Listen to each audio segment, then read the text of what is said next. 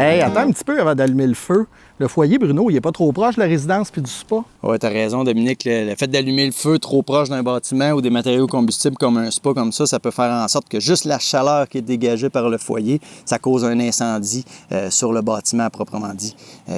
Même si l'installation du foyer est conforme, ça ne fait pas en sorte que son implantation sur le terrain, elle l'est. On a des consignes à respecter aussi en termes d'implantation sur le terrain.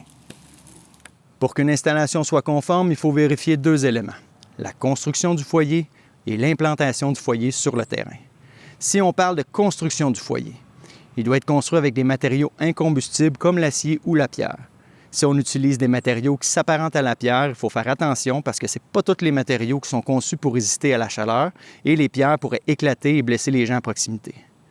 Les côtés du foyer doivent être fermés ou en grillage et il doit y avoir une cheminée qui est munie d'un pare-étincelle. Maintenant, on va parler de l'implantation du foyer sur le terrain. Il doit être positionné sur une base solide. Il doit être à 6 mètres de tout bâtiment. Les structures comme les balcons, cabanons et garages doivent être incluses dans la notion de bâtiment. Il doit respecter un dégagement de 1,5 m des lignes de propriété. Si vous avez des haies, des arbres ou des arbustes pour délimiter vos lignes de propriété ou qui sont simplement présentes sur le terrain, il faut conserver une distance de 3 mètres avec ceux-ci. Si votre installation ne respecte pas les consignes de sécurité, il est possible qu'on ait à intervenir et vous demandez de cesser l'usage du foyer.